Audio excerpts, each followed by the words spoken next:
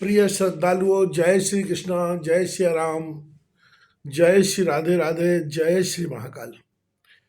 इस वीडियो में आपको श्रवण कराएंगे शौनक जी के साधन विषयक प्रश्न करने पर सूत जी का उन्हें शिव पुराण की उत्कृष्ट महिमा सुनाना।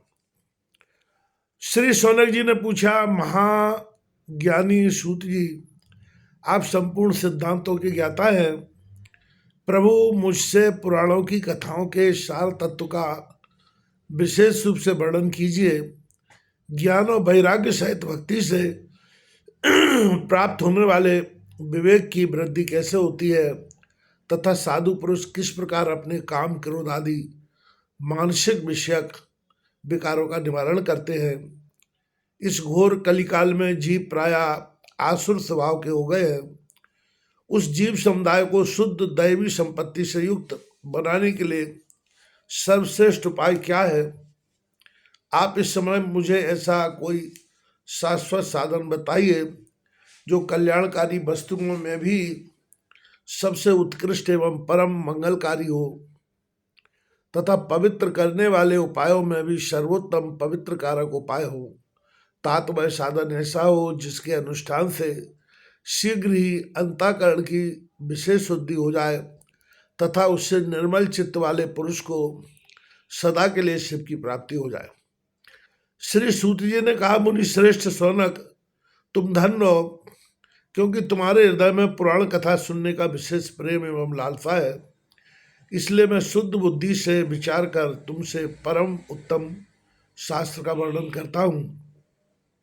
बस वह संपूर्ण शास्त्रों के सिद्धांत से संपन्न, भक्ति आदि को बढ़ाने वाला तथा भगवान शिव को संतुष्ट करने वाला है। कानों के लिए रसायन अमृत स्वरूप तथा दिव्य है, तुम उसे श्रवण करो। मुने, वह परम उत्तम शास्त्र है, शिव पुराण, जिसका पूर्व काल में भगवान शिव ने ही प्रवचन किया था। यह काल रूपी सर्व से प्राप्त होने वाले महान त्रास का विनाश करने वाला उत्तम साधन है।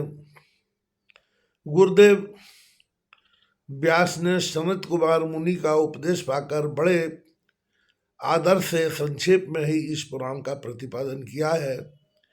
इस पुराण के प्रणयन का उद्देश्य है कलयुग में उत्पन्न होने वाले मनुष्यों के हित का साधन।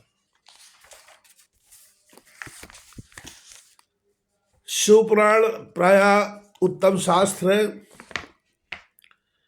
इसे हम भूतल पर भगवान शिव का वांगमय स्वरूप समझना चाहिए और सब प्रकार से इसका सेवन करना चाहिए। इसका पठन और श्रवण सर्व साधन रूप है।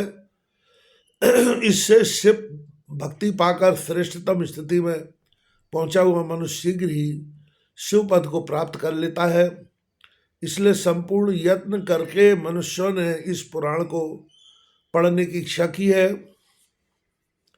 अथवा इसके अध्ययन को अभीष्ट साधन माना है। इसी प्रकार इसका प्रेम पूर्वक श्रवण भी संपूर्ण मनोवांछित फलों को देने वाला है।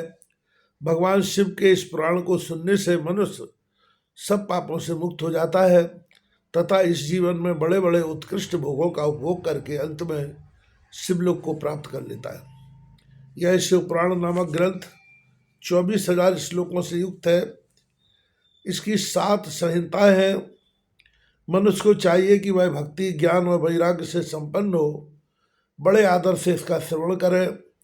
7 संहिताओं से युक्त यह दिव्य शिव पुराण पर ब्रह्म परमात्मा के समान विराजमान है और सबसे उत्कृष्ट गति प्रदान करने वाला है।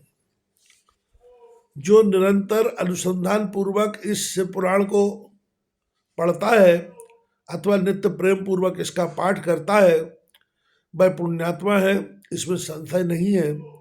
जो उत्तम बुद्धि वाला पुरुष अंत काल में भक्ति पूर्वक इस पुराण को सुनता है, उस पर अत्यंत प्रसन्न हुए भगवान महेश्वर उसे अपना परम धाम प्रदान करते हैं।